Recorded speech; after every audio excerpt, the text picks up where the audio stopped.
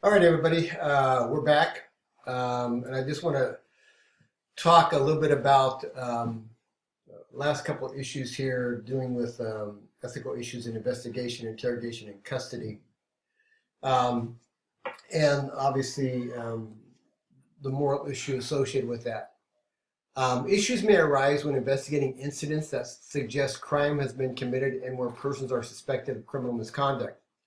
While investigating cases, officers must always be aware of the rights of the suspect. In other words, what are their legal rights, whether it's dealing with custody issues or questioning, that type of stuff, Miranda, privacy issues, and morality is associated with attempting to entrap individuals. So this is sort of the topic of opinion paper number one, which you discuss your thoughts on the idea of the police using um, subterfuge as a means to try to apprehend an online predator. Okay, and so that's really the focus of that paper, and so that's why I think it's important just to have a brief discussion about some of the ethical issues associated with that topic. When you look at entrapment, and the book talks about a couple of areas that are rather interesting in terms of looking at the issue of entrapment. Miller, Blacker, and Alexandra suggest the practice of entrapment includes operations that are of a covert nature and involve deception of one kind or another. So the example here would be internet child porn is a good example of the idea of the practice of entrapment or deception. And again, this whole idea of using false information that you're coming across as someone under the age of 18 on the internet to an area where people are likely to solicit young children, you need to make that decision for this week in terms of whether or not you believe that is a moral issue or an ethical issue or not. Deception, however, is an inevitable part of law enforcement and may not infringe upon the rights of the individual. There's nothing that says that police cannot lie to you. So whether or not I stop you on the street because you match a description, and maybe I say, hey, I do have a witness. They just went by, they identified you. Want you to tell me what happened? When in fact, maybe I don't have such a witness and nobody ever came by. But then you acquiesce and say, okay, I did take the merchandise. So that whole idea of deception, we use it all the time. It's common in areas of narcotics investigations, vice. Field officers may use it. And again, there's nothing that says that that cannot be done. The question becomes whether or not one perceives that as a moral or ethical issue and whether or not we should be upfront with people. Okay. Entrapment can be morally problematic. It may be random or may be targeted. There have been cases in which an individual has been targeted by law enforcement for one reason or another. I'm not sure if this textbook talks about it, but textbooks dealing with constitutional law often reference key cases associated with that particular topic. And it's considered a legal limitation in the United States. Courts apply the subjective test. So there's two ways, two tests, methods of looking at entrapment. One is a subjective test and one is the objective test. And so make sure as you're reviewing that in your textbooks, you take a look at that. When police encourage or entice an otherwise law-abiding person to commit an illegal act, that is the basic definition of entrapment. Okay, somehow the police encourage an individual or entice an individual who's an otherwise law-abiding person to commit an illegal act. Sometimes this may take place where the police constantly try to solicit this individual to engage in misconduct, and let's say he repeatedly says, no, I'm not going to do that, no, I'm not going to do that, no, I'm not going to do that. Maybe at some point he just gives up and says, okay, and then they try to arrest him for it. So you can take a look at the idea of entrapment and some of the specific cases that might be referenced in our textbook. Again, there are two ways of looking at entrapment, a subjective test and an objective test. The subjective test focuses on the defendant's background, character, and predisposition to the crime. In other words, if we're talking about child predators, for example, is the person been previously convicted of child molestation or some type of deviant sexual act with a child, then maybe he has a predisposition to that crime. The objective test focuses on the government and whether it provided essential element to the crime, origination of intent, pressure to commit, so forth. So as you look at these two tests, you can evaluate those and your readings in terms of how they might be applicable to your position paper for this week. Entrapment and deception. Deceptive practice can include acts associated with fabrication of evidence, such as telling the suspect they have been identified by an accomplice when that is not true. Many forms involve lying in one form or another, again, being deceptive. Usually this deceptive process is done early in what is considered maybe the investigative stage or investigative deception. There is that interrogation deception is also used where you may reference somebody that you found their fingerprints when in fact you have not. I do have a short, it's not a short video, but it's a video of an interesting case in which a brother was accused of killing his sister. And during the interrogation, police used level of deception, and this was a kid who I think was, I don't know, 11 or 12. So you could take a look at that if you have time. It's really a very interesting case out of California that you might find interesting. The other stage of where deception might take place is testimonial deception, and that's frowned upon. And we'll talk about that here in just a second.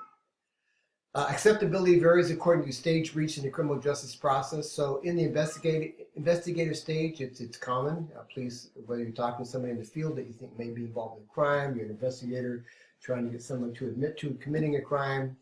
A testimonial, again, becomes a little bit more problematic. Interrogation, it does happen in interrogation. And that's, there's other issues associated with interrogation, but nonetheless, it's something that, you know, there's nothing to prohibit police from doing that. Police lying.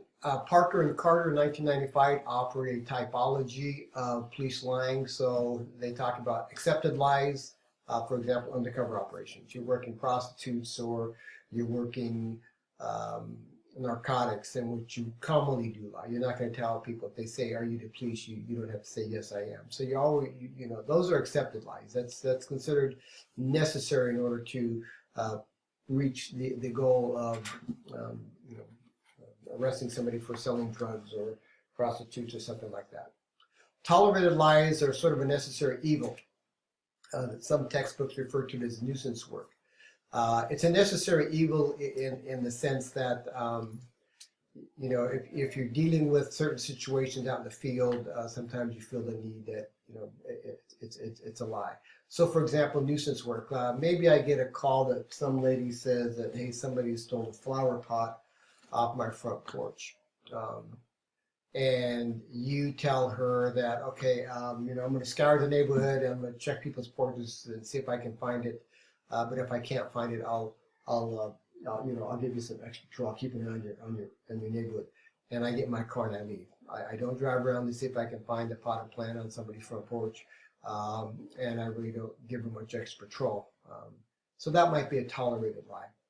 A deviant lie, obviously, is perjuring oneself in court. Sometimes that's referred to as testifying, right? So you can look at the case of O.J. Simpson and Mark Furman. Right? Perjuring oneself is a serious crime, obviously, but it's deviant lies. It's referred to as deviant lies. So as far as police are concerned, a lie is acceptable if it is made in pursuit of legitimate organizational goal, seeking the truth, arresting a bad guy, that type of stuff. There's clear relationship between deceiving and achieving a goal, right? Again, if you're you know, lying to a suspect that you believe committed a crime, you're being deceitful, but your ultimate goal is to get him or her to admit to the crime so you can charge somebody with a specific offense and then clear that case. That's achieving a goal. Lying is such that police and management within police believe it will better serve public interest in providing the truth. And ethical and legal aspects is not considered a concern and the idea of using lies to achieve a specific end. So you can evaluate that whether ethical and legal aspect is not considered a concern.